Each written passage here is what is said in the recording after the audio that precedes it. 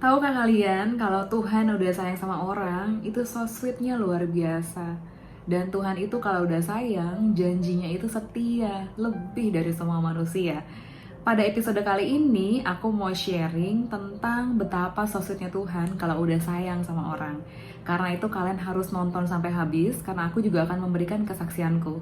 Oke, pertama kali, mari kita buka dulu dari Kejadian pasal 12, ayat 10 sampai 20. Kita baca sama-sama ya. Ketika kelaparan timbul di negeri itu, pergilah Abram ke Mesir untuk tinggal di situ sebagai orang asing, sebab hebat kelaparan di negeri itu. Pada waktu ia akan masuk ke Mesir, berkatalah ia kepada Sarai istrinya, "Memang aku tahu bahwa engkau adalah seorang perempuan yang cantik parasnya. Apabila orang Mesir melihat engkau, mereka akan berkata, itu istrinya. Jadi mereka akan bunuh aku dan membiarkan engkau hidup. Katakanlah bahwa engkau adikku, supaya aku diperlakukan mereka dengan baik karena engkau, dan aku dibiarkan hidup oleh sebab engkau." Sesudah Abram masuk ke Mesir, orang Mesir itu melihat bahwa perempuan itu sangat cantik. Jadi benar prediksi dari Abraham. Yang saat itu masih Abram namanya. Dan ketika punggawa-punggawa Firaun melihat Sarai, mereka memuji-mujinya di hadapan Firaun, sehingga perempuan itu dibawa ke istananya. Firaun menyambut Abram dengan baik-baik karena ia mengingini perempuan itu. Dan Abram mendapat kambing, domba, lembu, sapi, keledai jantan, budak laki-laki dan perempuan, keledai betina dan unta. Tetapi Tuhan menimpakan tulah yang hebat kepada Firaun. Demikian juga kepada seisi istananya, karena Sarai istri Abraham itu. Lalu Firaun memanggil Abram serta berkata, "Apakah yang kau perbuat ini terhadap aku? Mengapa tidak kau beritahukan bahwa ia istrimu? Mengapa engkau katakan dia adikku sehingga aku mengambilnya menjadi istriku? Sekarang inilah istrimu, ambillah dan pergilah." Lalu Firaun memerintahkan beberapa orang untuk mengantarkan Abram pergi bersama-sama dengan istrinya dan segala kepunyaannya. Nah, dari di sini kita udah bisa lihat nih, yang bohong kan Abram, ya enggak? Tapi pembelaan Tuhan supaya Sarai itu tidak diambil oleh Firaun, sampai di sini ditulis kan, Allah memberikan tulah kepada Firaun oleh karena Sarai. Ketika pertama kali aku baca perikop ini, aku mikir kayak gini, lah Tuhan, kan Abram yang bohong, Firaun kan nggak tahu Sarai itu istrinya. Tapi kok pembelaan Tuhan luar biasa ya, sampai malah Firaun yang kena tulah dari Tuhan. Harusnya kan Abraham dia bohong, ini kan Firaun juga ngambil kan karena kata-kata Abraham. Tapi balik lagi, pembelaan Tuhan kalau udah sayang sama orang itu luar biasa setianya.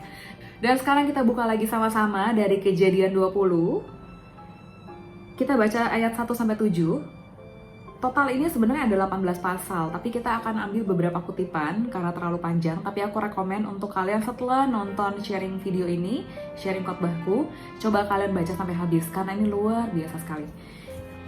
Kejadian 20 judulnya adalah Abraham dan Abimelekh. Di sini Abram sudah berubah jadi Abraham karena Tuhan sudah mengubah namanya. Oke, kita baca sama-sama. Lalu Abraham berangkat dari situ ke tanah Negeb dan ia menetap antara Kades dan Shur. Ia tinggal di Gerar sebagai orang asing. Oleh karena Abraham telah mengatakan kepada Sarah istrinya, "Dia saudaraku," maka Abimelekh raja Gerar menyuruh mengambil Sarah. Kesalahan yang sama berulang. Tetapi pada waktu malam, Allah datang kepada Abimelekh dalam suatu mimpi serta berfirman kepadanya, "Engkau harus mati oleh karena perempuan yang telah kau ambil itu, sebab ia sudah bersuami." Adapun Abimelekh belum menghampiri Sarah. Berkatalah ia, "Tuhan, apakah engkau membunuh bangsa yang tak bersalah? Bukankah orang itu sendiri mengatakan kepadaku, dia saudaraku? Dan perempuan itu sendiri telah mengatakan, ia saudaraku. Jadi hal ini kulakukan dengan hati yang tulus dan dengan tangan yang suci." Lalu berfirmanlah Allah kepadanya dalam mimpi, "Aku tahu juga bahwa engkau telah melakukan hal itu dengan hati yang tulus. Maka aku pun telah mencegah engkau untuk berbuat dosa terhadap aku. Sebab itu, aku tidak membiarkan engkau menjamah dia. Jadi sekarang, kembalikanlah istri orang itu, sebab dia seorang nabi. Ia akan berdoa untuk engkau, maka engkau tetap hidup. Tetapi jika engkau tidak mengembalikan dia, ketahuilah engkau pasti mati. Engkau dan semua orang yang bersama-sama dengan engkau." Lalu Abraham berdoa kepada Allah, dan Allah menyembuhkan Abimelekh dan istrinya dan budak-budaknya perempuan, sehingga mereka melahirkan anak. Sebab tadinya Tuhan telah menutup kandungan setiap perempuan di istana Abimelekh karena Sarah, istri Abraham itu. Wow, ini keren banget sih. Abraham melakukan kesalahan yang sama, yaitu berbohong dan menyuruh Sarah berbohong kalau misalkan dia adalah saudaranya. Dan di sini pembelaan Tuhan itu luar biasa. Jadi kalau dari dua kisah ini aku simpulin, udah dibelain, terus diberkati karena mereka diusir di yang kejadian Abimelekh ini sambil bawa barang. Dan yang terakhir, Tuhan juga bilang kalau memang dia berdoa untuk Abimelekh, Tuhan akan mendengarnya. Dan terakhir memang kan kandungannya dibuka. Dan doa tetap didengar. Tuhan juga memuji Abraham, bahkan dia adalah seorang nabi. Dan pas lagi aku baca, wow, betapa Tuhan kalau udah sayang orang sampai segitunya. Setia luar biasa. Dan kita akan buka lagi dari kisah kali ini tentang hamba Tuhan yang juga Tuhan sangat sayang dan Tuhan sangat bela. Ini juga kisahnya unik karena ketika aku habis baca, aku juga protes ke Tuhan. Ini kan dia salah, Tuhan, kok Tuhan masih bela gitu loh. Dan kita buka dari Bilangan 12 ayat 1-15. Pemberontakan Miriam dan Harun. Miriam serta Harun mengatai Musa berkenaan dengan perempuan Kus yang diambilnya. Sebab memang ia, ini adalah Musa, telah mengambil seorang perempuan Kus. Yang aku tangkap berarti Musa nikah lagi gitu loh. Kata mereka, "Sungguhkah Tuhan berfirman dengan perantaraan Musa saja? Bukankah dengan perantaraan kita juga ia berfirman? Dan kedengaranlah hal itu kepada Tuhan." Lihat, ini keren banget nih. Ayat berikutnya di Alkitab mencatat pujian langsung untuk Musa.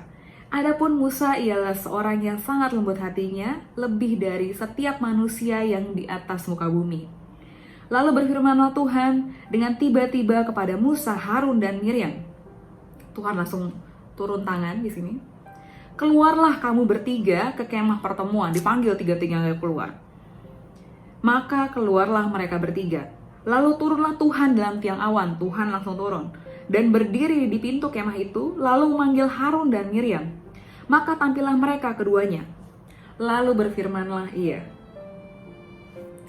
Coba kalian dengar apa kata Tuhan. "Dengarlah firmanku ini. Jika di antara kamu ada seorang nabi, maka aku, Tuhan, menyatakan diriku kepadanya dalam penglihatan. Aku berbicara dengan dia dalam mimpi. Bukan demikian hambaku Musa, seorang yang setia dalam segenap rumahku." Dipuji luar biasa. "Berhadap-hadapan aku berbicara dengan dia, terus terang, bukan dengan teka-teki. Dan ia memandang rupa Tuhan. Mengapakah kamu tidak takut mengatai hambaku Musa? Sebab itu, bangkitlah murka Tuhan terhadap mereka, lalu pergilah ia." Tuhan langsung tinggal pergi.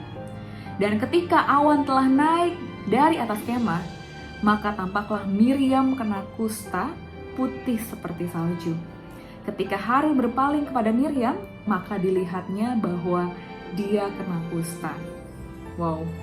Jadi Tuhan turun spesial buat marahin mereka. Tuhan pergi, terus Miriam kena kusta.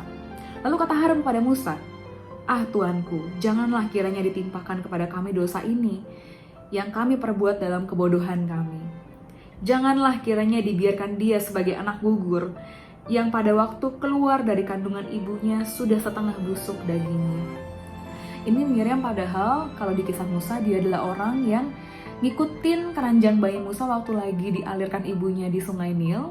Akhirnya keranjang itu ditemukan putri Firaun. Terus Miriam itu yang ngasih ide, "Saya kenal seorang perempuan Israel, perempuan Ibrani yang bisa menyusui anak ini," dan itu adalah ibunya Musa. Itu adalah Miriam dulu. Lalu berserulah Musa kepada Tuhan, "Ya Allah, sembuhkanlah kiranya dia." Kemudian berfirmanlah Tuhan kepada Musa, "Sekiranya ayahnya meludahi mukanya, tidakkah ia mendapat malu selama 7 hari? Berarti istilahnya Tuhan seperti meludahi mukanya. "Biarlah dia selama 7 hari dikucilkan keluar tempat perkemahan. Kemudian bolehlah ia diterima kembali." Jadi dikucilkanlah Miriam keluar tempat perkemahan 7 hari lamanya, dan bangsa itu tidak berangkat sebelum Miriam diterima kembali. Pertama kali aku baca perikop ini, aku cuma mikir, Tuhan, ini kan bukannya Musa yang salah karena ngambil perempuan Kus ya, nikah lagi ya. Tapi kok Tuhan belainnya sampai segitunya? Tapi balik lagi, di sini Tuhan ngingetin aku, kalau Tuhan udah berkenan sama seseorang, kalau Tuhan udah sayang sama seseorang, so sweetnya sampai sebegitunya. Dan sekarang aku mau bersaksi tentang seberapa so sweetnya Tuhan yang aku alami di dalam hidupku. Ada banyak sekali kesaksian, tapi aku akan memberikan 2 kesaksian di mana Tuhan sangat mengerti kekuranganku dan Tuhan selalu tolong aku. Kesaksian yang pertama adalah saat aku mendapatkan undangan konferensi pers. Jadi saat itu ada wartawan yang hadir belasan sampai puluhan, aku lupa exactly berapa. Dan pada saat mau datang ke konferensi pers tersebut, aku terlambat. Jalanan macet, terlambat. Pokoknya singkat cerita, aku terlambat itu 30 menit sampai 1 jam. Di mobil ada suami dan adikku tuh, mereka udah panik, aduh kamu gimana ya antar ya, aduh gimana ya, gitu ya. Aku juga deg-degan, tapi sepanjang perjalanan tidak ada keluar dari mulutku kata-kata yang negatif. Aku selalu berkata positif, Tuhan terima kasih Engkau tidak mempermalukanku, Tuhan menolongku. Dan ternyata perkenanan Tuhan luar biasa. Ketika aku sampai, tahu nggak kenapa yang terjadi? Dan ketika aku sampai, loh masih sepi. Betapa aku kaget, tiba-tiba didatangin panitia dengan Kak Florentia Jen, ya iya betul sekali. Nah ini wartawannya di mana semua? Iya nih Kak, maaf ya, semua wartawannya terlambat. Dalam hati aku cuma bilang, puji Tuhan, terima kasih Tuhan Yesus. Aku bilang kayak gitu di dalam hatiku. Bahkan, oke kakak kamu pesan makan apa dulu? Jadi aku bahkan yang nungguin semua wartawan itu. Tadinya dari notabene aku terlambat, padahal terlambatnya 30 menit sampai 1 jam. Aku ngerasa Tuhan hebat banget. Kalau sampai cuma 1 atau 2 wartawan yang terlambat, itu pasti kebetulan. Tapi kalau sampai semua wartawan itu terlambat, pasti ini kerja tangan Tuhan. Jadi aku ngerasa, wah Tuhan hebat banget. Setelah dari konferensi pers, dan konferensi persnya sukses luar biasa, aku bertemu dengan suami dan adikku. Mereka mukanya panik gitu kan, kamu tadi gimana? Malu nggak? Terlambat? Aku bilang, aku nggak terlambat loh. Bahkan aku yang nungguin wartawan-wartawan itu datang. Dan mereka tuh kaget, wah kamu sih dikenal Tuhan banget ya, kamu ditolong Tuhan banget ya. Dan aku ngerasa, iya ini semua cuma karena Tuhan, puji Tuhan luar biasa. Yang kedua, aku diundang menjadi pembicara di luar kota dengan penontonnya audiensnya ribuan orang. Nah, pada saat aku menuju ke tempat acara, aku tahu aku terlambat, macet jalanannya. Aku juga udah mikir, aduh Tuhan, gimana nih Tuhan, udah panik gitu kan ya, udah ditanyain panitia juga. Aku berdoa, Tuhan tolong, Tuhan tidak mempermalukan, suamiku nyetirnya juga udah panik gitu kan ya. Nyampe di tempatnya, oke kamu turun dulu deh, aku parkir dulu, kamu turun dulu aja. Pas aku sampai turun, disambutlah panitia, berkatalah panitianya kepada aku, Mbak Flo ini acaranya diundur ya karena Bu Menteri minta di switch. Dan aku dari yang expect-nya kemungkinan terlambat, kali ini diluputkan lagi sama Tuhan dengan acara di switch. Langsung aku kontak suamiku, aku kabarin, sayang puji Tuhan nih aku tidak terlambat, bahkan aku nunggu acaranya mulai karena ternyata acaranya di switch.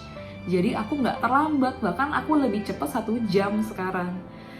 Dan disitu suamiku bilang kayak gini loh, curang ini kamu hoki banget, kamu selalu ditolong Tuhan kayak gini.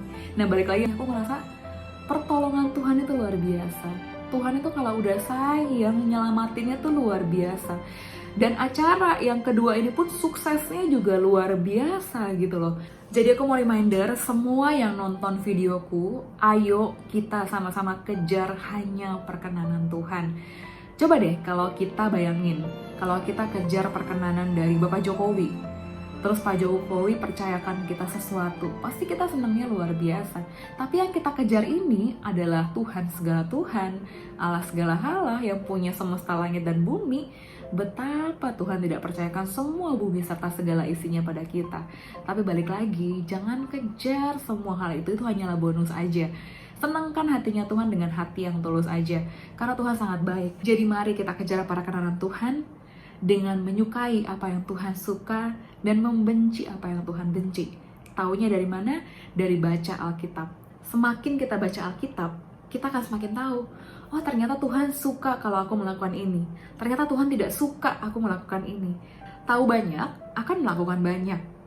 Sedikit tahu, melakukan sedikit.